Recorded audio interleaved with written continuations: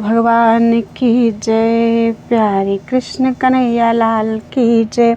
श्री योग वासिष्ठ महारामायण उपसम प्रकरण चल रहा है और आज है 70वें सर्ग से।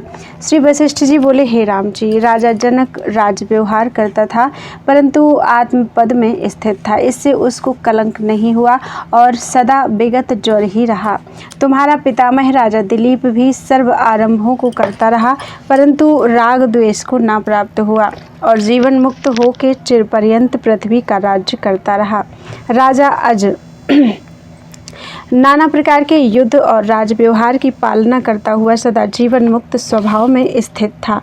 राजा मानधाता नाना प्रकार के युद्ध चेष्टा करता था परंतु सदा परम पद में स्थित रहा और कदाचित मोह को ना प्राप्त हुआ। राजा बलि महात्यागी पाताल में राज व्यवहार को करता भी दृष्ट आया परंतु स्वरूप के ज्ञान से सदा शांत रूप जीवन मुक्त होकर विचरता था। नवचर दैत्यों का राजा सदा नाना युद्ध आदि क्रिया में रहा करता था और देवताओं के साथ सदा विरोध रखता था परंतु हृदय में उसके ताप नहीं था। इंद्र ने युद्ध में वृत्तासुर दैत्यों को मारा, सदा शीतल रहा, कदाचित क्षोभ को प्राप्त ना हुआ। और दैत्यों का राजा प्रहलाद पाताल में राज्य करता रहा परंतु हृदय में उसे कुछ क्षोभ ना आया। हे राम जी, संबर नामक दैत्य अपनी सृष्टि की रचने को उदय हुआ पर रचने में बंधवान था। वह सदा सांबरी माया परायण रहा और माया से एक मायावी रूप होकर स्थित हुआ। हे राम जी, यह संसार जो सांबरी माया रूप है उसको सांबरी बत त्याग कर अपने स्वरूप में स्थित हो। विष्णु भगवान सदा दैत्यों को मारते हैं और युद्ध करते रहते हैं पर हृदय में अल्प बुद्धि है, इससे सदा सुखी जीवन मुक्त हैं। और मूर्दैत्य ने विष्णु जी से युद्ध में शरीर छोड़ा परंतु यह हृदय में उससे कुछ संबंध ना था, इससे जीवन मुक्त सुखी रहा और पीड़ा को नहीं प्राप्त हुआ। हे राम जी, सब देवताओं का मुख अग्नि है सो यज्ञ लक्ष्मी को चिरकाल पर्यंत भोगता है परंतु ज्ञानवान है, इससे क्षोभवान नहीं होता, सदा शीतल रहता है। देवता सदा चंद्रमा की किरणों से अमृत पान करते हैं परंतु चंद्रमा को कुछ क्षोभ नहीं होता। और देवगुरु बृहस्पति ने स्त्री के लिए चंद्रमा से युद्ध किए और देवताओं के निमित्त नाना प्रकार के कर्म करते हैं परंतु राग द्वेष को नहीं प्राप्त होते, इससे जीवन मुक्त है। हे राम जी, दैत्यों के गुरु शुक्र जी दैत्यों के निमित्त सदा यत्न करते रहते हैं और लोभी की नाई अर्थ चिंतते हैं परंतु जीवन मुक्त हैं। जो हृदय से सदा शीतल रहता है वह कदाचित खेद नहीं पाता। पवन प्राणियों के अंगों को चिरकाल फेरता है और चेष्टा करता है पर खेद को नहीं प्राप्त होता, इससे जीवन मुक्त है। ब्रह्मा सदा लोकों को उत्पन्न करता है और प्रलय पर्यंत इसी क्रिया में रहता है परंतु उसे स्वरूप का साक्षात्कार है, इससे जीवन मुक्त है। विष्णु भगवान युद्धादिक द्वंद्वों में रहते हैं और जरा मृत्यु आदि भावों को प्राप्त होते हैं परंतु सदा मुक्त स्वरूप हैं। सदाशिव त्रिनेत्र अर्धांगधारी हैं परंतु हृदय में संयुक्त नहीं हैं, इससे जीवन मुक्त हैं। गौरी मोतियों की माला कंठ में धारती हैं और त्रिनेत्र को सदा मालावत कंठ में रखती हैं परंतु हृदय से शीतल रहती हैं, इससे जीवन मुक्त हैं।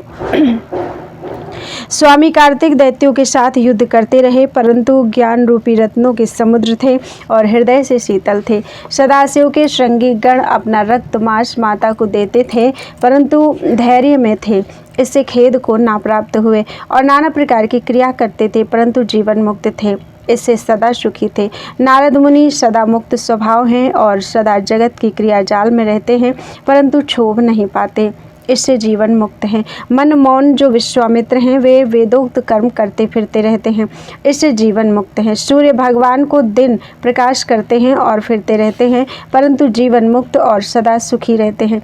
यह सदा जीवों को दंड करते रहते हैं और क्षोभ में रहते हैं परंतु जीवन मुक्त हैं। इंद्र कुबेर से आदि लेकर त्रिलोकी में बहुत जीवन मुक्त हैं जो व्यवहार में शीतल हैं। कोई मूढ़ सिलावत हो रहे हैं, कोई परम बोधवान वन में जाकर स्थित हुए हैं, जैसे भृगु, भरद्वाज और विश्वामित्र बहुतेरे चिरकाल पर्यंत राजपालन करते रहते हैं। जैसे जनक, मांधाता आदि कोई आकाश में बड़ी कांति धार कर बृहस्पति, चंद्रमा, शुक्र, सप्तऋषि आदि का स्थित हुए हैं। कोई स्वर्ग में अग्नि, वायु, कुबेर, यम, नारदादिक हैं। पाताल में जीवन मुक्त प्रहलादादिक हुए हैं। कोई देवता रूप धार कर आकाश में स्थित हैं। कोई मनुष्य रूप धार कर मनुष्य लोक में स्थित हैं और कोई तिर्यक योनि में स्थित है। उनको सर्वथा सर्व प्रकार सर्व में सर्वात्मा रूप होकर भासता है, कुछ भिन्न नहीं भासता। नाना प्रकार का व्यवहार है, सो भी अद्वैत है। हे राम जी, दिव्य विष्णु, विधाता, सर्व ईश्वर और शिव आदि सब आत्मा के ही नाम हैं। वस्तु रूप में जो अवस्तु है और अवस्तु में जो वस्तु है, सो अवस्तु से वस्तु तब निकलता है जब युक्ति होती है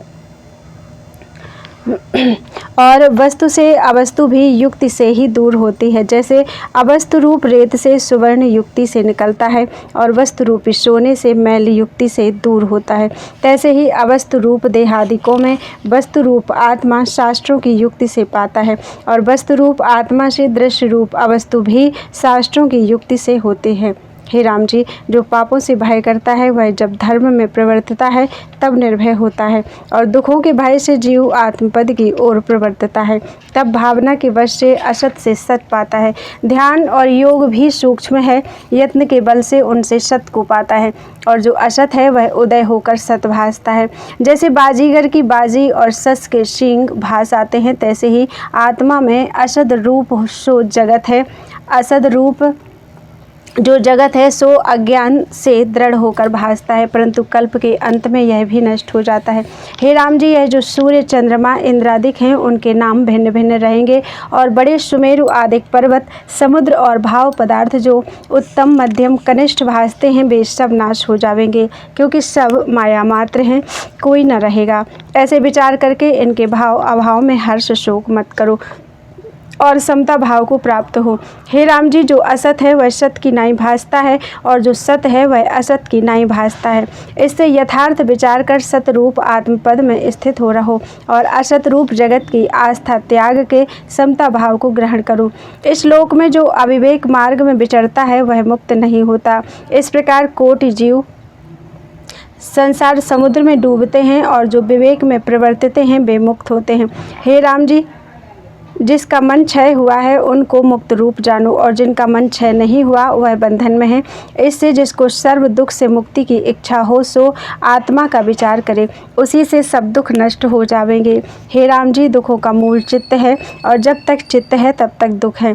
जब चित्त नष्ट हो जाता है तब दुख सब मिट जाते हैं। हे राम जी, जब आत्मज्ञान होता है तब चित्त का अभाव हो जाता है, दुख सब मिट जाता है और राग, इच्छा, सब भय मिटकर केवल शांत रूप होता है। जनक आदि जो जीवन मुक्त हुए हैं सो निराग और निस्संदेह होकर महाबोधवान व्यवहार भी करते रहे, परंतु सदा शीतल चित्त रहे। इससे तुम भी विवेक से चित्त को लीन करो। हे राम जी, मुक्त भी दो प्रकार की है, एक जीवन मुक्ति और दूसरी विदेह मुक्ति। जो पुरुष सब पदार्थों में असंशक्त है और जिसका मन शांत हुआ है वह मुक्ति कहाता है, और जिस पुरुष का ज्ञान से सब पदार्थों में स्नेह नष्ट हुआ है और व्यवहार करता दृष्ट आता है तो भी शीतल चित्त है, वह जीवन मुक्त कहाता है। जो पुरुष सर्वभाव अभाव पदार्थों को त्याग कर केवल अद्वैत तत्व को प्राप्त हुआ है और जिसकी शरीर आदि कोई क्रिया दृष्टि नहीं आती वह विदेह मुक्त कहाता है। जिसका स्नेह पदार्थों से दूर नहीं हुआ वह मुक्ति के अर्थ भी यत्न करता है तो भी बंध कहाता है।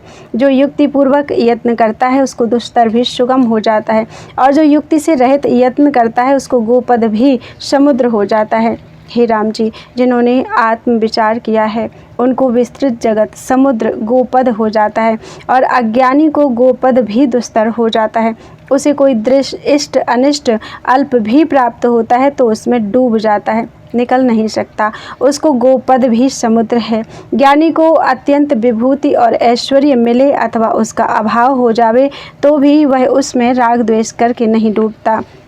हे राम जी, अपने प्रयत्न के बल सब होता है। जो कोई प्रधान हुआ है वह प्रयत्न रूपी फल वृक्ष के फल से ही हुआ है। आत्मपद की प्राप्ति भी प्रयत्न रूपी वृत्ति का फल है। इससे और उपाय त्याग कर आत्मपद की प्राप्ति का प्रयत्न करो। इति श्री योग वासिष्ठे उपसम प्रकरणे मुक्ता मुक्त विचारो नाम सप्ततितमः सर्गः। बोलो वृंदावन बिहारी लाल की जय। श्री वशिष्ठ जी बोले, हे राम जी, जो कुछ जगत जाल है वह सब आत्मा ब्रह्म का आभास रूप है। अज्ञान से स्थिरता को प्राप्त हुआ है और विवेक से शांत हो जाता है। ब्रह्म रूपी समुद्र में जगत रूपी आवर्त जो फुरते हैं उनकी संख्या कोई नहीं कर सकता। आत्मरूपी सूर्य के जगत रूपी त्रस रेणु हैं। हे राम जी, असम्यक दर्शन ही जगत की स्थिति का कारण है और सम्यक दर्शन से शांत हो जाता है। जैसे मरुस्थल में असम्यक दर्शन से जल भासता है और सम्यक दृष्टि से अभाव हो जाता है। हे राम जी, संसार रूपी अपार समुद्र से युक्ति और आत्म अभ्यास बिना तरना कठिन है। मोह रूपी जल से वह पूर्ण है। मरण रूपी उसमें आवर्त है। पाप रूपी झाग है। बड़वाग्नि इसके अंगों में नरक समान है। तृष्णा रूपी भंवर है। इंद्रियां और मन रूपी तेंदुए और मत्स्य हैं। क्रोध रूपी सर्प है और जीव रूपी नदियां हैं, उसमें प्रवेश करती हैं। और जन्म मरण रूपी आवर्त चक्र हैं, उनसे जो तर जाता है वही पुरुष है। स्त्रियां जो सुंदर लगती हैं उनके महाबलवान नेत्र हैं, जिनसे पहाड़ों को भी खींच सकती हैं। और मोतियों की नाई दांत इत्यादि जो सुंदर अंग हैं वे महादुख के देने वाले बड़वाग्नि की नाई हैं। जो इनसे तर जाता है वही पुरुष है। हे राम जी, जो जहाज और मल्लाहों के होते भी इनको नहीं तरते उनको धिक्कार है। जहाज और मल्लाह कौन है सो सुनो। जिस मनुष्य के शरीर में विचार सहित बुद्धि है वही जहाज है और संत रूपी मल्लाह हैं। इनको पाकर जो संसार समुद्र से नहीं तरते उनको धिक्कार है। ऐसे संसार समुद्र को जो तर गया है उसी को पुरुष कहते हैं। हे राम जी, जिस पुरुष ने आत्मविचार में बुद्धि लगाई है वह तर जाता है, अन्यथा कोई नहीं तर सकता। जिसको आत्म अभ्यास दृढ़ हुआ है वह तर सकता है। हे राम जी, प्रथम ज्ञानवान पुरुषों के साथ विचार और बुद्धि से संसार समुद्र को देखो। जब तुम इसको ज्यों का त्यों जानोगे तब विलास और क्रीड़ा करने योग्य होगे। हे राम जी, तुम तो भगवान हो, प्रबोध संसार समुद्र से तर जाओ। तुम तो समर्थ हो, तुम्हारे पीछे और तुम्हारे स्वभाव को विचार के और भी संसार समुद्र से तर जाएंगे। जो इस शुभ मार्ग को त्याग कर विषय मार्ग की ओर जाते हैं वे संसार समुद्र में डूबे हैं। हे राम जी, ये जो विषय भोग हैं वे विष रूप हैं, जो इनको सेवेगा वह नष्ट होगा। परंतु जिसको ज्ञान प्राप्त हुआ है उसको यह जैसे गारुड़ मंत्र पढ़ने वाले को सर्प दुख नहीं दे सकता, तैसे ही दुख नहीं दे सकते। जिसका हृदय शुद्ध हुआ है वह विभूतिमान है। बल, वीर्य और तेज यह तीनों तत्वों के साक्षात्कार से बढ़ते हैं। जैसे बसंत ऋतु के आय से फूल फल सब प्रकट हो जाते हैं। हे राम जी, जिसे ज्ञान लक्ष्मी प्राप्त भई है वह पूर्ण अमृत तुल्य शीतल शुद्ध और सम प्रकाश रूप है। इस लक्ष्मी को पाकर विदित वेद में स्थित हो रहते हैं। इति श्री योग वासिष्ठे उपसम प्रकरणे संसार सागर योगोपदेशो नाम 1/सप्ततितमः सर्गः। बोलो वृंदावन बिहारी लाल की जय। हे राम जी ने पूछा, हे मुनीश्वर, तत्ववेत्ता के लक्षण संक्षेप से फिर कहिए और जिनको तत्व का चमत्कार हुआ है उनकी वृत्ति उदारवाणी से कहिए। ऐसा कौन है जो आपके वचन सुन के तृप्त ना हो। वशिष्ठ जी बोले, हे राम जी, जीवन मुक्त के लक्षण मैंने तुमको बहुत प्रकार से आगे कहे हैं, अब फिर सुनो। हे महाबाहो, संसार को ज्ञानवान सुषुप्ति की नाई जानता है और सब ऐषणा उसकी नष्ट हो जाती है। वह सब जगत को आत्म रूप देखता है और कैवल्य भाव को प्राप्त होता है। संसार उसे सुषुप्ति रूप हो जाता है और आत्मानंद से घूर्म रहता है। वह देता है परंतु अपने जाने में किसी को नहीं देता और लोक दृष्टि से प्रत्यक्ष हाथों हाथ ग्रहण करता है परंतु अपनी दृष्टि से कुछ नहीं लेता। ऐसा जो आत्मदर्शी ज्ञानवान उदार आत्मा है वह यंत्र की पुतली वत चेष्टा करता है। जैसे यंत्र की पुतली अभिमान से रहित चेष्टा करती है तैसे ज्ञानवान अभिमान से रहित चेष्टा करता है। देखता, हंसता, लेता देता है परंतु हृदय से सदा शीतल बुद्धि रहता है। वह भविष्यत का कुछ विचार नहीं करता, भूत का चिंतन नहीं करता और वर्तमान में स्थित नहीं करता। स्थिति नहीं करता, सब कामों में वह अकर्ता है, संसार की ओर से सो रहा है और आत्मा की ओर से जागृत है। उसने हृदय से सबका त्याग किया है, बाहर सब कार्यों को करता है और हृदय में किसी पदार्थ की इच्छा नहीं करता। बाहर जैसे प्रकृत आचार प्राप्त होता है उसे अभिमान से रहित करता है, द्वेष किसी में नहीं करता और सुख दुख में पवन की नाई होता है एवं भ्रम को त्याग कर उदासीन की नाई सब कार्य करता है। ना किसी की वांछा है और ना किसी में खेदवान है, बाहर से सब कुछ करता दृष्टि आता है पर हृदय से सदा असंग है। हे राम जी, वह भोक्ता में भोक्ता है, अभोक्ता में अभोक्ता है, मूर्खों में मूर्खवत स्थित है, बालकों में बालकवत, वृद्धों में वृद्धवत, धैर्यवानों में धैर्यवान, सुखों में सुखी, दुख में धैर्यवान है। वह सदा पुण्य करता, बुद्धिमान, प्रसन्न, मधुरवाणी, संयुक्त और हृदय से तृप्त है, उसकी दीनता निवृत्त हुई है। वह सर्वथा कोमल भाव, चंद्रमा की नाई शीतल और पूर्ण है। शुभ कर्म करने में उसे कुछ अर्थ नहीं और अशुभ कुछ पाप नहीं, ग्रहण में ग्रहण नहीं और त्याग में त्याग नहीं। वह ना बंध है और ना मुक्त है, ना उसे आकाश में कार्य है ना पाताल में कार्य है। वह यथा वस्तु और यथा दृष्टि आत्मा को देखता है, उसको द्वैत भाव कुछ नहीं फुरता और ना उसको बंध मुक्त के निमित्त कुछ कर्तव्य है, क्योंकि सम्यक ज्ञान से उसके सब संदेह जल गए हैं। जैसे पिंजरे से छूटा पक्षी आकाश में उड़ता है, तैसे ही शंका से रहित उसका चित्त आत्म प्रकाश को प्राप्त हुआ है। हे राम जी, जिसका मन संसार भ्रम से मुक्त हुआ है और जो समरस आत्मभाव में स्थित है, उसको इष्ट अनिष्ट में कुछ राग द्वेष नहीं होता। वह आकाश की नाई सब में सम रहता है। जैसे पालने में बालक अभिमान से रहित अंग हिलाता है, तैसे ही ज्ञानी की चेष्टा अभिमान से रहित होती है और जैसे मद्यपान करने वाला उन्मत्त हो जाता है, तैसे ही आत्मानंद में ज्ञानी घूर्म हो जाता है और द्वैत की संभाल उसको कुछ नहीं रहती। हे उपादेय बुद्धि से रहित होता है। हे राम जी, वह सबकी सर्व प्रकार ग्रहण करता है और त्याग भी करता है, परंतु हृदय से ग्रहण त्याग कुछ नहीं करता। जैसे बालकों को ग्रहण त्याग की बुद्धि नहीं होती, तैसे ही ज्ञानी को नहीं होती और ना उसको सब कार्यों में राग द्वेष ही फुरता है। वह जगत के पदार्थों को न सत जानकर ग्रहण करता है और ना असत जानकर त्याग करता है। सब में एक अनुस्यूत आत्म तत्व देखता है, न इष्ट में सुख बुद्धि करता है और न अनिष्ट में द्वेष बुद्धि करता है। हे राम जी, जो सूर्य शीतल हो जावे, चंद्रमा उष्ण हो जावे और अग्नि अधो को धावे, तो भी ज्ञानी को कुछ आश्चर्य नहीं भासता। वह जानता है कि सब चिदात्मा की शक्ति फुर्ती है। वह ना किसी पर दया करता है और ना निर्दयता करता है, न लज्जा करता है न निर्लज्ज है, न दीन होता है न उदार होता है, न सुखी होता है न दुखी होता है और उसे न हर्ष है न उद्वेग है। वह सब विकारों से रहित शुद्ध अपने आप में स्थित है। जैसे शरतकाल का आकाश निर्मल होता है, तैसे ही वह भी निर्मल भाव में स्थित है और जैसे आकाश में अंकुर नहीं उदय होता, तैसे ही उसको राग द्वेष उदय नहीं होता। हे राम जी, ऐसा पुरुष सुख दुख को कैसे ग्रहण करे? उसको जगत जाल ऐसे भासता है जैसे जल में तरंग। ऐसे जानकर तुम भी अपने स्वभाव में स्थित हो। हे राम जी, जैसे जागृत के एक निमेष में स्वप्न सृष्टि फुराती है और एक ही क्षण में नष्ट हो जाती है, तैसे ही जागृत में भी सृष्टि उपज आती है और लीन हो जाती है। जो कुछ इच्छा अनिच्छा सुख दुख शोक मोह आदि विकार हैं, वे मन में फुरते हैं। जहाँ मन होता है वहाँ विकार भी होते हैं। जैसे जहाँ समुद्र होता है वहाँ तरंग भी होते हैं, तैसे ही जहाँ मन होता है वहाँ विकार भी होते हैं और जहाँ चित्त का अभाव है वहाँ विकारों का भी अभाव है।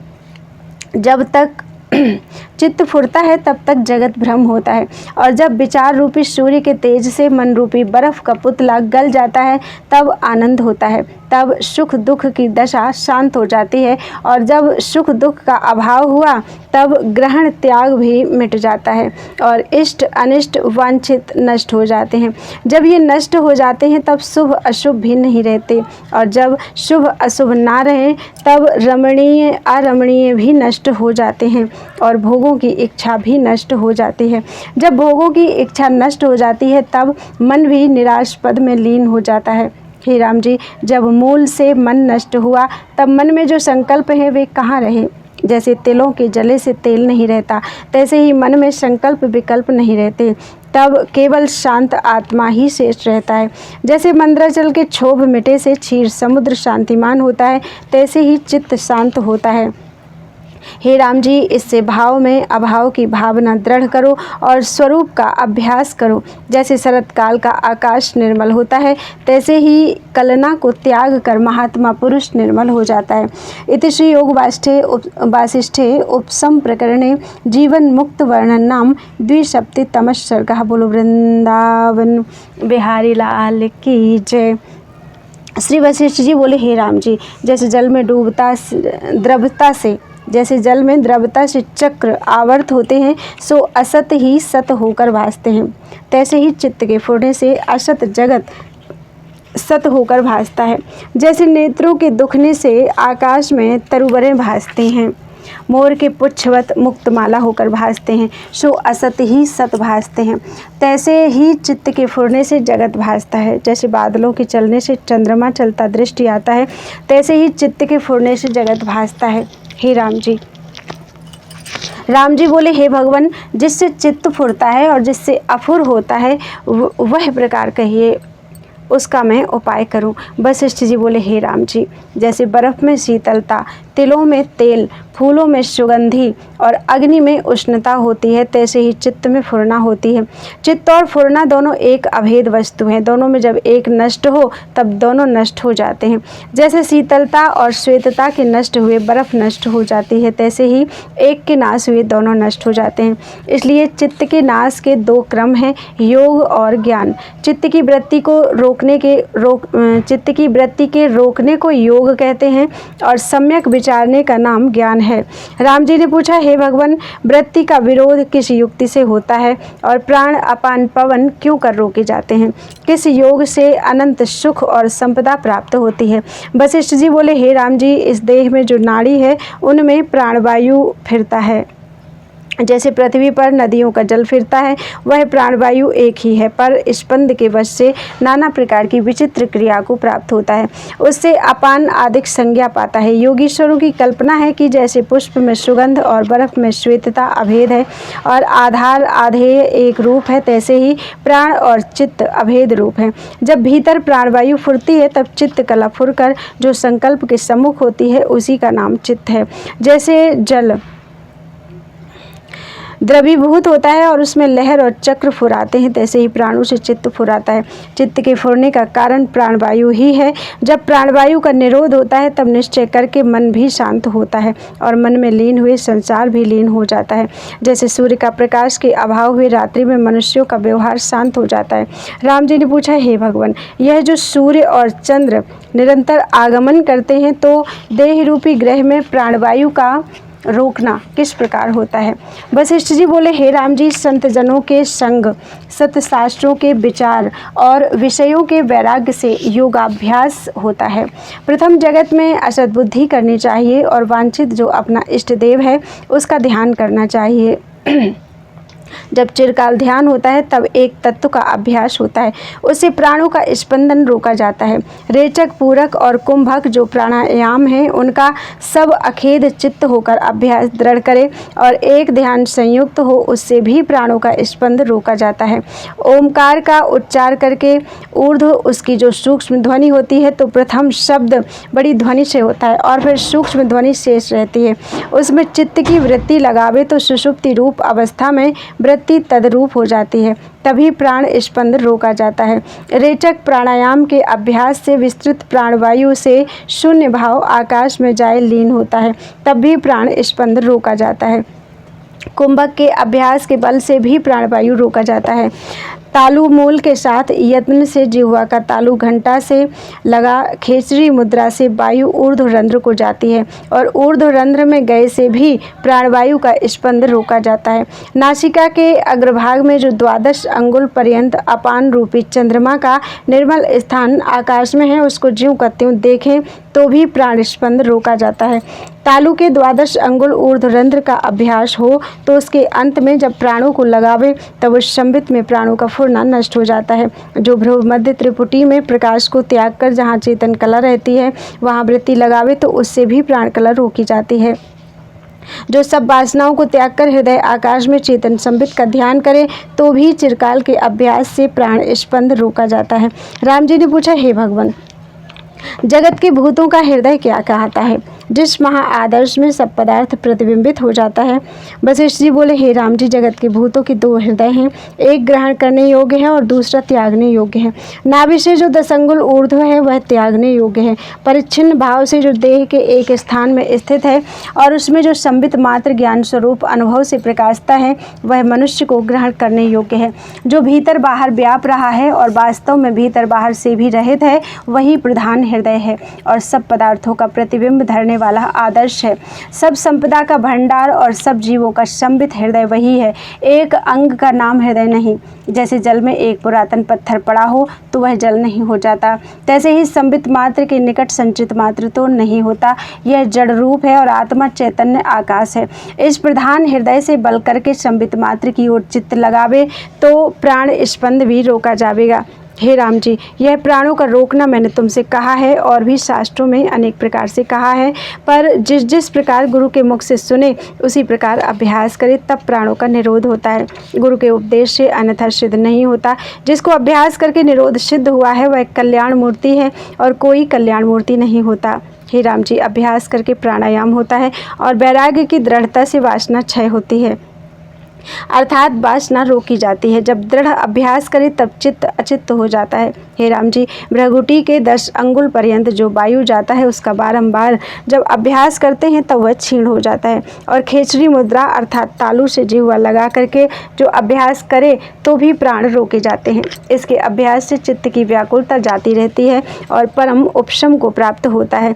इससे तुम भी अभ्यास करो। जब प्राण स्पंद मिट जाता है तब चित्त भी स्थित हो जाता है। उसके पीछे जो पद है सो ही निर्वाण रूप है। हे राम जी, जब प्राण स्पंद मिट जाते हैं तब चित्त भी स्थित हो जाता है और जब चित्त स्थित हुआ तब वासना नष्ट हो जाती है। जब वासना नष्ट हो जाती है तब मोक्ष की प्राप्ति होती है। जब तक चित्त वासना से लिपटा है तब तक जन्म मरण देखता है और जब मन वासना से रहित होता है तब मोक्ष होता है।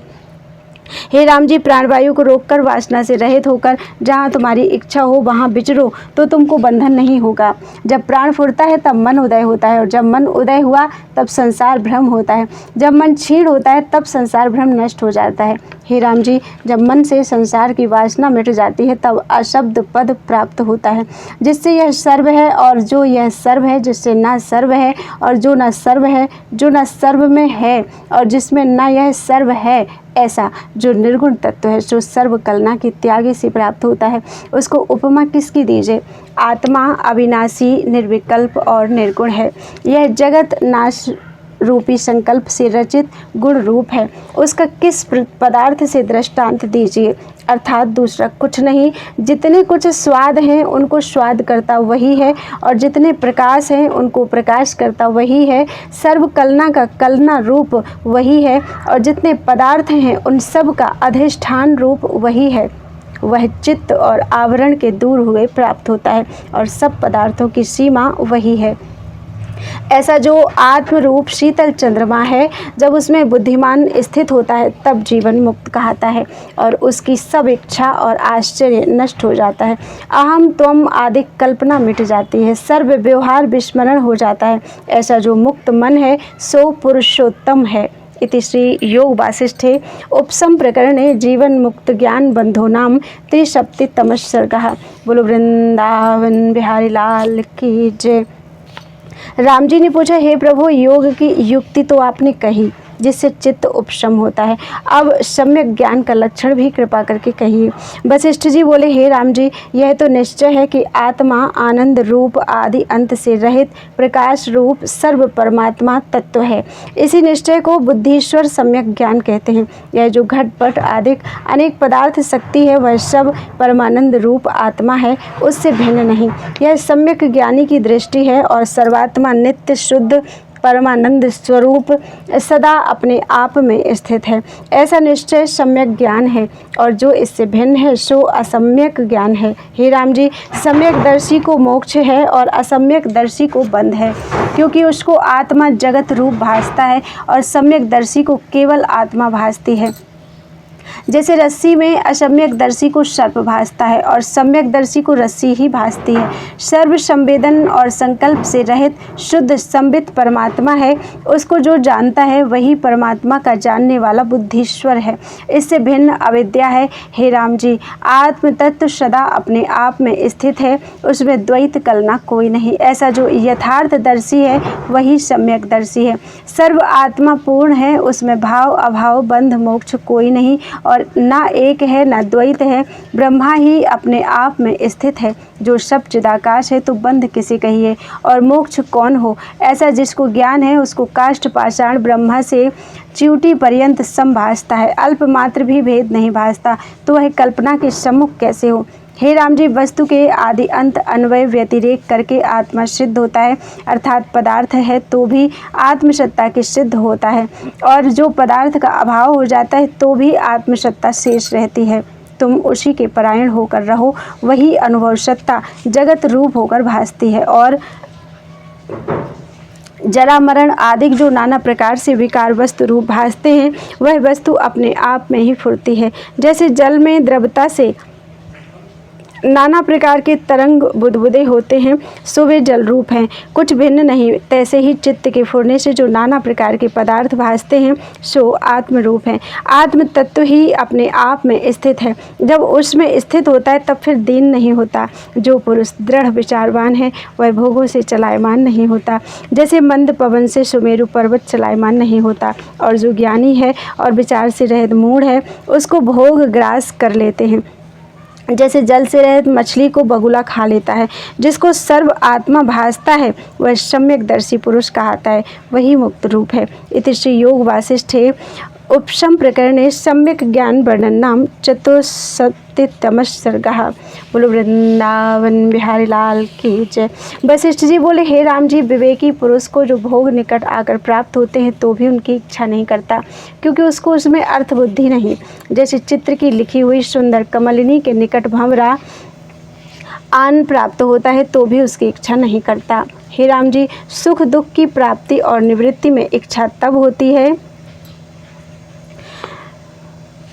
इच्छा तब तक होती है जब तक देहाभिमान होता है, और जब देहाभिमान निवृत्त हुआ तब कुछ इच्छा नहीं होती। हे राम जी, ममता करके दुख होता है। जब रूप को नेत्र देखता है तब उसको इष्ट मानकर प्रसन्न होता है और अनिष्ट मानकर द्वेष करता है। जैसे बैल भारवाहक की चेष्टा करता है, उसको लाभ और हानि कुछ नहीं, और जिसको उसमें ममत्व होता है वह लाभ हानि का हर्ष शोक करता है। तैसे ही ममत्व से जीव इंद्रियों के विषयों में हर्ष शोकवान होता है।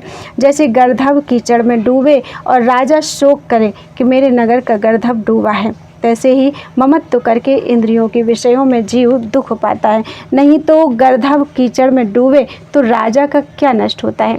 हे राम जी, ये इंद्रियां तो अपने विषयों को ग्रहण करती हैं और इनमें जीव तपायमान होता है, सो ही आश्चर्य है। जिन विषयों की जीव चेष्टा और इच्छा करते हैं सो क्षण में नष्ट हो जाते हैं। हे राम जी, जो मार्ग में किसी के साथ स्नेह हो जाता है तो ममत्व और प्यार से दुख होता है। जो देह में ममत्व करेगा उसको दुख क्यों नहीं होगा। चाहे कैसा ही बुद्धिमान हो व शूरमा हो तो भी संग से बंधवान होता ही है। अर्थात इंद्रियों के विषयों का अहम मम भाव ग्रहण करेगा तो उसके नाश होने से वह भी नष्ट होवेगा। जिन नेत्रों का विषय रूप है सो नेत्र साक्षी होकर रूप को ग्रहण करता है, और जीव ऐसा मूर्ख है कि औरों के धर्म आप में मान लेता है और उनमें तपायमान होता है। जैसे भ्रम दृष्टि से आकाश में मोर पुच्छवत तरुवरें और दूसरा चंद्रमा भासता है, तैसे ही मूर्खता से जीव इंद्रियों के धर्म अपने में मान लेता है। जैसे इंद्रियों का साक्षी होकर जीव विषयों को ग्रहण करता है, तैसे ही चित्त भी अभिमान से रहित साक्षी होकर ग्रहण करे तो राग द्वेष से तपायमान ना हो। जैसे जल में चक्र तरंग फुरते दृष्टि आते हैं, तैसे ही इंद्रियों में और इंद्रियां फुराती हैं। आधार आधेय से इनका संबंध होता है और चित्त इनके साथ मिलकर व्याकुल होता है। रूप इंद्रिय और मन इनका परस्पर भिन्न भाव है। जैसे मुख दर्पण और प्रतिबिंब भिन्न भिन्न असंग है, तैसे ही यह भी भिन्न भिन्न असंग है। परंतु अज्ञान से मिले हुए भासते हैं। जैसे लाख से सोने, रुपये और चीनी का संयोग होता है, तैसे ही अज्ञान से रूप, अवलोक और मनस्कार का संयोग होता है। जब ज्ञान अग्नि से अज्ञान रूपी लाख जल जावे, तब परस्पर सब भिन्न भिन्न हो जाते हैं और फिर किसी का दुख सुख किसी को नहीं लगता। जैसे दो लकड़ी का संयोग लाख से होता है, तैसे ही अज्ञान से विषय, इंद्रियों और मन का संयोग होता है और ज्ञान रूपी अग्नि से जब बिछुड़ जाते हैं तब फिर नहीं मिलते। जैसे माला के भिन्न भिन्न दाने तागे में इकट्ठे होते हैं, तैसे ही देह और इंद्रियों में अज्ञान से मेल होते हैं और जब विचार करके तागा टूट पड़े तब भिन्न भिन्न हो जावे, फिर न मिले। हे राम जी, जिन पुरुषों को आत्म विचार हुआ है वे ऐसे विचारते हैं कि हमको दुख देने वाला चित्त था और चित्त के नष्ट हुए आनंद हुआ है। जैसे मंदिर में दुख देने वाला पिशाच रहता है तब दुख होता है, नहीं तो मंदिर दुख नहीं देता, पिशाच ही दुख देता है। तैसे ही शरीर रूपी मंदिर में दुख देने वाला चित्त ही है। हे चित्त, तूने मिथ्या मुझको दुख दिया था, अब मैंने आपको जाना है। तू आदि भी तुच्छ है, अंत भी तुच्छ है और वर्तमान में भी मिथ्या जीवों को दुख देता है। जैसे मिथ्या परछाई बालक को बैताल होकर दुख देती है, बड़ा आश्चर्य है। हे चित्त, तू तब तक दुख देता है जब तक आत्मस्वरूप को नहीं जाना। जब आत्मस्वरूप का ज्ञान होता है तब तू कहीं दृष्टि नहीं होता। तू तो माया मात्र है, स्थिर हो अथवा जा, मैं अब तुझसे मोहित नहीं होता। तू तो मूर्ख, जड़ और मृतक है और तेरा आकार अविचार से सिद्ध है। अब मैंने पूर्व का स्वरूप पाया है, तू तत्व नहीं, भ्रांति मात्र है। जो मूढ़ है वह तुझसे मोहित होता है, विचारवान मोहित नहीं होता। जैसे दीपक से अंधकार दृष्टि नहीं आता, तैसे ही ज्ञान से तू दृष्टि नहीं आता। हे मूर्ख चित्त, तू बहुत काल इस देह रूपी ग्रह में रहा है और तू बैताल रूप है। जैसे अपवित्र और शमशान आदि के स्थानों में बैताल रहता है, तैसे ही सत्संग से रहित देह रूपी ग्रह शमशान के समान सदा अपवित्र है। वहाँ तेरे रहने का स्थान है, जहाँ संतों का निवास होता है, वहाँ तुझ सरीखे ठौर नहीं पाते। सो अब मेरे हृदय रूपी ग्रह में सत विचार संतोषादिक संत जन आन स्थित हुए हैं, तेरे बसने का ठौर नहीं। हे चित्त पिशाच, तो पूर्व रूपी तृष्णा, पिशाचिनी और काम क्रोधादिक गुह्यक अपने साथ लेकर चिर पर्यंत विचरा है। अब विवेक रूपी मंत्र से मैंने तुझको निकाला है, तब कल्याण हुआ। हे चित्त, पिशाच रूप तू प्रमाद रूपी मद्यपान कर मत्त हुआ था और चिर पर्यंत नृत्य करता था। अब मैंने विवेक रूपी मंत्र से तुझको निकाला है, तब देह रूपी कंदरा शुद्ध हुई है और शुद्ध भाव पुरुषों ने निवास किया है। हे चित्त, मैंने तुझको विवेक रूपी मंत्र द्वारा वश किया है, अब तेरा क्या पराक्रम है। तब तक दुख देता था जब तक विचार रूपी मंत्र ना पाया था, अब तेरा बल कुछ नहीं चलता। अब मैं महाकेवल भाव में स्थित हूँ, आगे भी मैं तुझको जगाता था, आपसे ही तू सब रूप है। जैसे कच्चे मंत्र वाला सिंह को जगाता है और आप कष्ट पाता है, तैसे ही मैं तुझको जगा कर कष्ट पाता था। अब मैंने आत्म विचार से परिपक्व मंत्र से तुझे वश किया है, तब शांतिमान हुआ हूँ। अब ममता और मान मेरे कुछ नहीं रहे, मोह अहंकार सब नष्ट हो गए हैं और इनका कलत्र भी नष्ट हो गया। मैं निर्मल और चैतन्य आत्मा हूँ, मेरा मुझको नमस्कार है। ना मेरे में कोई आशा है, ना कर्म है, ना संसार है, ना कर्तृत्व है, ना मन है, ना भोक्तृत्व है और ना देह है। ऐसा मेरा निर्गुण रूप आत्मा है, मेरा मुझको नमस्कार है। ना कोई आत्मा है, ना अनात्मा है, ना अहम है, ना त्वम है, किसी शब्द का वहाँ प्रवेश नहीं, ऐसा निराश पद है। प्रकाश रूप निर्मल आत्मा में अपने आप में स्थित हूँ, ऐसा जो मैं आत्मा हूँ, मेरा मुझको नमस्कार है। मैं विकारी नहीं हूँ, मैं तो नित्य हूँ, निराश हूँ, सर्व कार्यों में अनुस्यूत हूँ, अंशांशी भाव से रहित हूँ, ऐसा सर्वात्मा जो मैं हूँ, सो मेरा मुझको नमस्कार है। मैं सम, सर्वगत, सूक्ष्म और अपने स्वभाव में स्थित हूँ और पृथ्वी, पर्वत, आकाश आदि जगत में मैं नहीं और मैं ही सर्व पदार्थ होकर भासता हूँ, ऐसा मैं सर्वात्मा हूँ। अब मैं सर्व भाव को प्राप्त हुआ हूँ और मनन भाव मुझको दूर हुआ है। मेरे प्रकाश से विश्व भासता है। मैं अजर, अमर और अनंत हूँ और गुणातीत अद्वैत हूँ। मनन जिससे दूर हुआ है, ऐसा जो मैं सुंदर रूप हूँ, जिससे विश्व प्रकट है और स्वरूप से अविनाशी हूँ, उस अनंत अजर अमर गुणातीत ईश्वर रूप को नमस्कार है। इति श्री योग वासिष्ठे उपसम प्रकरणे चित्त उपसम नाम पंचसप्ततितमः सर्गः। बोलो वृंदावन बिहारी लाल की जय। वशिष्ठ जी बोले, हे राम जी, इस प्रकार विचार कर तत्ववेत्ता आत्मा को सम्यक जानते हैं। तुम भी आत्म विचार का आश्रय करके आत्मपद के आश्रय हो रहो। यह जगत सब आत्म रूप है, ऐसे जानकर चित्त से जगत की सत्यता को त्याग करो। जब ऐसे विचार करे तब चित्त कहाँ है? बड़ा आश्चर्य है कि जो चित्त स्वरूप दिखाई देता था सो अविदित माया मात्र असत रूप था। जैसे आकाश के फूल कहने मात्र हैं, तैसे ही चित्त कहने मात्र है और अविचार से दिखाई देता है। विचारवान को चित्त असत भासता है, क्योंकि अविचार से सिद्ध है। जैसे नौका पर बैठे बालक को तट के वृक्ष चलते भासते हैं, पर बुद्धिमान को चलने में सद्भाव नहीं होता, तैसे ही मूर्ख को चित्त सत्ता भासती है और विचारवान का चित्त नष्ट हो जाता है। जब मूर्खता रूप भ्रम शांत होता है तब चित्त कहीं नहीं पाया जाता। जैसे बालक चक्र पर चढ़ा हुआ फिरता है, तब पर्वत आदि पदार्थ उसको भ्रमते भासते हैं, और जब चक्र ठहर जाता है तब पर्वत आदि पदार्थ अचल भासते हैं। तैसे ही चित्त के ठहरने से द्वैत कुछ नहीं भासता। आगे मुझको द्वैत भासता था, इससे चित्त के फुरने से नाना प्रकार की तृष्णा इच्छा उठती थी। अब चित्त के नष्ट हुए इन पदार्थों की भावना नष्ट हुई है और सब संशय और शोक नष्ट हो गए हैं। अब मैं विगत ज्वर स्थित हूँ, जैसे मैं स्थित हूँ तैसे हूँ, ऐसा कोई नहीं। जब चित्त का चैत्य भाव नष्ट हुआ तब इच्छा आदि गुण कहाँ रहे? जैसे प्रकाश के नष्ट हुए वर्ण ज्ञान नहीं रहता, तैसे ही चित्त के नाश हुए इच्छा आदि नहीं रहते। अब चित्त नष्ट हुआ, तृष्णा नष्ट हो गई और मोह का पिंजड़ा टूट पड़ा। अब मैं निरहंकार बोधवान हूँ। सब जगत शांत रूप आत्मा है और नाना तो कुछ नहीं। मैं निराभास आदि अंत से रहित आनंद पद को प्राप्त हुआ हूँ। मेरा सर्वगत सूक्ष्म आत्म तत्व अपना आप है और उसमें मैं स्थित हूँ। इन विचारों से अब क्या प्रयोजन है? जब तक आपको मैं देह जानता था तब तक ये विचार मूर्ख अवस्था में थे। अब मैं अमित निराकार और केवल परमानंद सच्चिदानंद को प्राप्त हुआ हूँ। आगे मैं चित्त रूपी बैताल को आप ही जगाता था और आप ही दुखी होता था। अब विचार रूपी मंत्र से मैंने इसको नष्ट किया है और निर्णय से अपने स्वरूप को प्राप्त हुआ हूँ। मैं शांतात्मा अपने आप में स्थित हूँ।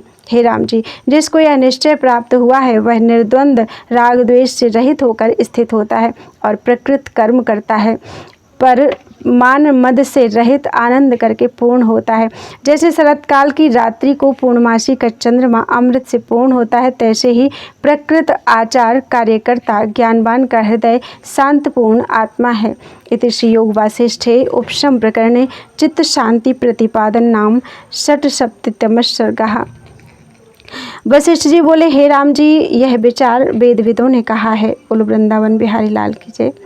पूर्व मुझसे ब्रह्मा जी ने यही विचार विंध्याचल पर्वत पर कहा था। इसी विचार से मैं परम पद में स्थित हुआ हूँ। इसी दृष्टि का आशय करके आत्म विचार होकर तम रूपी संसार समुद्र से तर जाओ। हे राम जी, इस पर एक और परम दृष्टि सुनो। वह दृष्टि परम पद के प्राप्त हो करने वाली है। जिस प्रकार वीतव मुनीश्वर विचार करके निश्चंक स्थित हुआ है सो सुनो। महातेजवान वीतव मुनीश्वर ने संसार के आदि व्याधि रोग से वैराग्य किया और नंगा होके पर्वतों की कंदराओं में विचरने लगा। जैसे सूर्य सुमेरु पर्वत के चौफेर फिरता है, तैसे ही वह विचरने लगा और संसार की क्रिया दुख रूप विचारता था कि बड़े भ्रम देने वाली है। ऐसे जानकर वह द्वेषवान हुआ और निर्विकल्प समाधि की इच्छा कर अपने व्यवहार को त्याग दिया और अपनी गौरकुटी त्याग कर केले के पत्रों की बनाकर बैठा। जैसे भंवरा कमल को त्याग कर नील कमल पर जा बैठता है, तैसे ही गौरकुटी को त्याग कर वह श्याम कुटी में जा बैठा। नीचे उसने कुश बिछाया, उस पर मृगछाला बिछाया और उस पर पद्मासन कर बैठा। और जैसे मेघ जल त्याग कर शुद्ध मौन स्थित होता है, तैसे ही और क्रिया को त्याग कर शांति के निमित्त मौन स्थित हुआ। हाथों को तले कर मुख ऊपर कर और ग्रीवा को सूधा करके स्थित हुआ और इंद्रियों की वृत्ति को रोक कर फिर मन की वृत्ति को भी रोका। जैसे सुमेरु की कंदरा में सूर्य का प्रकाश बाहर से मिट जाता है, तैसे ही इंद्रियों की रोकी वृत्ति बाहर से भी मिट जाती है और हृदय से भी विषयों की चिंतना का उसने त्याग किया। इस प्रकार वह क्रम करके स्थित हुआ। जब मन निकल जावे तब वह कहे कि बड़ा आश्चर्य है, मन महाचंचल है कि जो मैं स्थित करता हूँ तो फिर निकल जाता है। जैसे सूखा पत्ता तरंग में पड़ा नहीं ठहरता, तैसे ही मन एक क्षण भी नहीं ठहरता, सर्वदा इंद्रियों के विषयों की ओर धावता है। जैसे गेंद को ज्यों ज्यों ताड़ना करते हैं त्यों त्यों उछलता है, तैसे ही इस मूर्ख मन को जिस जिस ओर से खींचता हूँ उसी ओर फिर धावता है और उन्मत्त हाथी की नाई झूमता है। जो गंध की ओर से खींचता हूँ तो रस की ओर निकल जाता है और जो रस की ओर से खींचता हूँ तो गंध की ओर दौड़ता है, स्थित कदाचित नहीं होता। जैसे बानर कभी किसी डाली पर कभी किसी डाली पर जा बैठता है, इसी प्रकार मूर्ख मन भी शब्द स्पर्श रूप रस गंध की ओर धावता है, स्थिर नहीं होता। इसके ग्रहण करने के 5 स्थान हैं। जिन मार्गों से विषयों को ग्रहण करता है सो 5 ज्ञान इंद्रियां हैं। अरे मूर्ख मन, तू किस निमित्त विषयों की ओर दौड़ता है? यह तो आप जड़ और असत रूप भ्रांति मात्र हैं। तू इनसे शांति को कैसे पावेगा? इनमें चपलता से इच्छा करना अनर्थ का कारण है। ज्यों ज्यों इनके अर्थों को ग्रहण करेगा त्यों त्यों दुख के समुद्र को प्राप्त होगा। ये विषय जड़ और असत रूप हैं और तू भी जड़ है। जैसे मृग तृष्णा की नदी असत होती है, तैसे ही ये भी असत रूप है। हे मन, ये तो सब असार रूप हैं, तू भी इंद्रियों सहित जड़ रूप है। तू कर्तृत्व का अभिमान क्यों करता है? सबका कर्ता चिदानंद आत्म भगवान सदा साक्षी है, तैसे ही आत्मा भी साक्षी है। तू क्यों वृथा तपायमान होता है? जैसे सूर्य सबकी क्रियाओं को कराता साक्षी है, तैसे ही आत्मा साक्षी है और सब जगत भ्रांति मात्र है। जैसे अज्ञान से रस्सी में सर्प भासता है, तैसे ही अज्ञान से आत्मा में जगत भासता है। जैसे आकाश और पाताल का संबंध कुछ नहीं होता, ब्राह्मण और चांडाल का संयोग नहीं होता और सूर्य और तम का संबंध नहीं होता, तैसे आत्मा चित्त और इंद्रियों का संबंध नहीं होता। आत्मा सत्ता मात्र है और ये जड़ और असत रूप हैं। इनका संबंध कैसे हो? आत्मा सबसे न्यारा साक्षी है। जैसे सूर्य सब जनों से न्यारा रहता है, तैसे ही आत्मा सबसे न्यारा साक्षी है। हे चित्त, तू तो मूर्ख है। विषय रूपी चवेने में राख करके सब ओर से भक्षण करता भी कदाचित तृप्त नहीं होता और तू विचार के मिथ्या कुकर की नाई चेष्टा करता है। तेरे साथ हमको कुछ प्रयोजन नहीं। हे मूर्ख, तू तो मिथ्या अहम करता है और तेरी वासना अत्यंत असत रूप है और जिन पदार्थों की तू वासना करता है वे भी असत रूप है। तेरा और आत्मा का संबंध कैसे हो? आत्मा चैतन्य रूप है और तू मिथ्या जड़ रूप है। यह मैंने जाना है कि जन्म मरण आदिक विकार और जीवत्व भाव को तूने मुझको प्राप्त किया है। मैं तो केवल चैतन्य रूप पर ब्रह्म हूँ, मिथ्या अहंकार करके जीवत्व भाव को प्राप्त हुआ हूँ और देह मात्र आपको जानता हूँ। मैं तो संबित मात्र नित्य शुद्ध आदि अंत से रहित परमानंद चिदाकाश अनंत आत्मा हूँ। अब मैं स्वरूप में जागा हूँ और सद्भाव मुझको कुछ नहीं दृष्टि आता।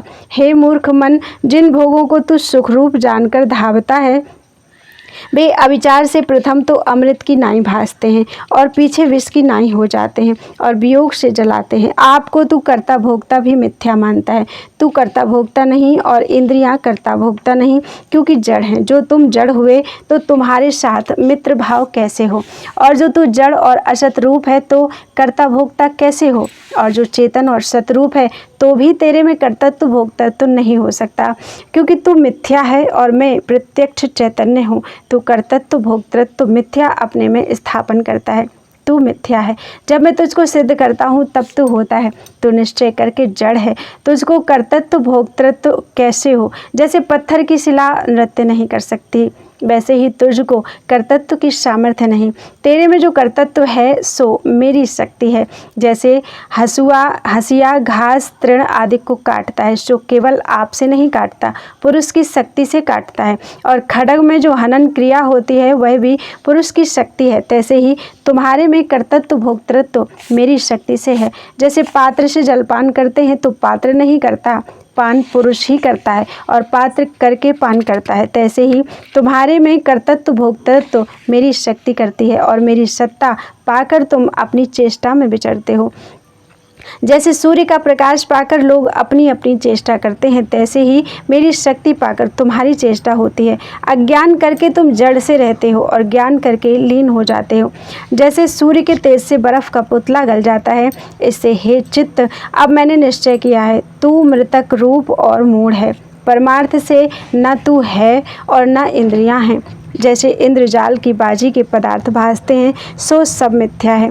मैं केवल विज्ञान स्वरूप अपने आप में स्थित निरामय अजर अमर नित्य शुद्ध बोध परमानंद रूप हूँ और मैं ही नाना रूप होकर भासता हूँ, परंतु कदाचित द्वैत भाव को नहीं प्राप्त होता, सदा अपने आप में स्थित हूँ। जैसे जल में तरंग बुदबुदे दृष्टि आते हैं सो जल रूप हैं, तैसे ही सब पदार्थ मेरे भासते हैं सो मुझसे भिन्न नहीं है। हे चित्त, तू भी चिन्मात्र भाव को प्राप्त हो। जब तू चिन्मात्र भाव को प्राप्त होगा तब तेरा भिन्न भाव कुछ नहीं रहेगा और शोक से रहित होगा। आत्म तत्व सर्वभाव में स्थित और सर्वरूप है।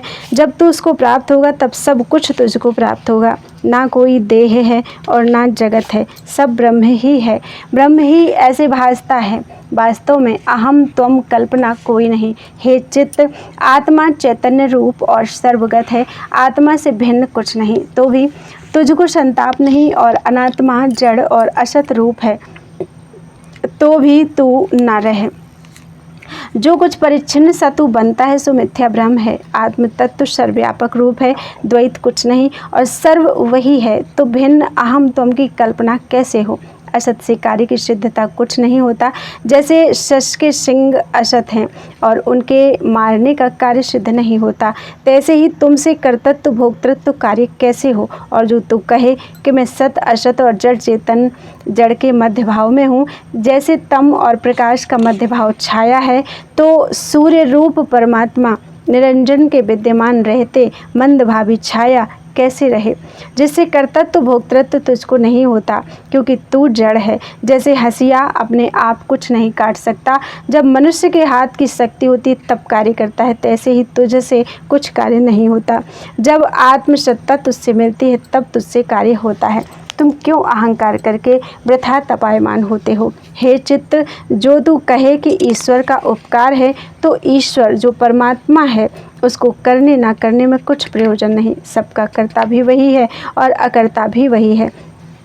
जैसे आकाश पोल से सबको वृद्धता देने वाला है परंतु स्पर्श किसी से नहीं करता, तैसे ही परमात्मा सब सत्ता देने वाला है और अलेप है, रूप है और देह भी जड़ असत रूप है। हे मूर्ख मन, क्यों भोगों की वांछा करता है। तू तो जड़ और असत रूप है और देह भी जड़ असत रूप है, भोग कैसे भोगोगे।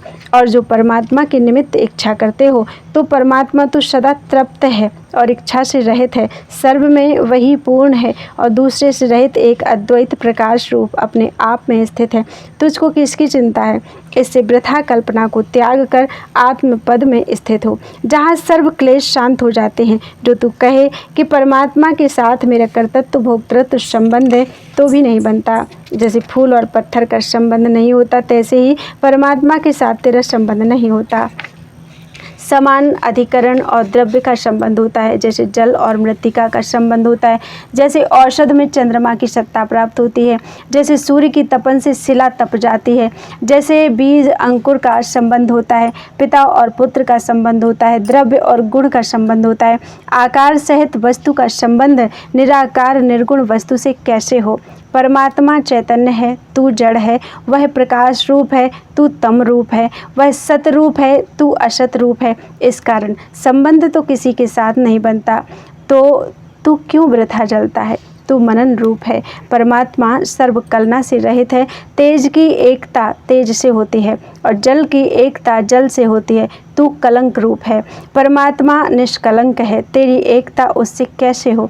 जिसका कुछ अंग होता है उसका संबंध भी होता है। सो संबंध 3 प्रकार का है, सम, अर्धसम और विलक्षण। जैसे जल से जल की एकता और तेज से तेज की एकता होती है, यह सम संबंध है, पर तेरा आत्मा के साथ सम संबंध नहीं। दूसरा अर्थ संबंध यह है कि जैसे स्त्री और पुरुष के अंग समान होते हैं परंतु कुछ विलक्षण रूप हैं, सो अर्थ सम संबंध भी तेरा और आत्मा का नहीं। कुछ अन्य की नाई भी तेरा संबंध नहीं। जैसे जल और दूध का संबंध होता है तैसे भी तेरा संबंध नहीं, और अत्यंत जो विलक्षण है उनकी नाई भी तेरा संबंध नहीं। जैसे काष्ठ और लाख, पुरुष और हाथी, घोड़ा आदि का संबंध नहीं। आधार आधेय बत भी तेरा संबंध नहीं। जैसे बीज और अंकुर, पिता और पुत्र आदि का जो संबंध है तैसे भी तेरा और आत्मा का संबंध नहीं। क्योंकि संबंध उसका होता है जिसके साथ कुछ भी अंग मिलता है, जिसका कोई अंग नहीं मिलता और परस्पर विरोध हो उसका संबंध कैसे कहिए। जैसे कहिए कि शश के सींग पर अमृत का चंद्रमा बैठा है, वह तम और प्रकाश इकट्ठे हैं, तो जैसे यह नहीं बनता तैसे ही आत्मा के साथ देह, मन और इंद्रियों का संबंध नहीं बनता। क्योंकि आत्मा सर्वकलना से अतीत, नित्य, शुद्ध, अद्वैत और प्रकाश रूप है, और मनादिक जड़, असत, मिथ्या और तम रूप है। इनका संबंध नहीं। जिनका परस्पर विरोध है उनका संबंध कैसे हो। तुम तो परमात्मा के अज्ञान से मन, इंद्रियां और देहादिक सहित उदय हुए हो और आत्मा के ज्ञान से अभाव हो जाते हो, फिर संबंध कैसे हो। हे मन, जो कुछ जगत है वह सब ब्रह्म स्वरूप है, द्वैत नहीं, और अहम त्वम की कल्पना भी कोई नहीं। ब्रह्म सत्ता अपने आप में स्थित है। सब कल्पना तेरे में थी और तू तब तक था जब तक स्वरूप का ज्ञान था। जब स्वरूप का ज्ञान होता है और अज्ञान नष्ट होता है तब तू कहाँ है। जैसे रात्रि के अभाव में निशाचरों का अभाव हो जाता है तैसे ही अज्ञान के नाश हुए तेरा अभाव हो जाता है। इति श्री योग वासिष्ठे उपसम प्रकरणे बीतवोपाख्याने चित्तानुशासन नाम सप्तसप्ततितमः सर्गः। बोलो वृंदावन बिहारी लाल की जय।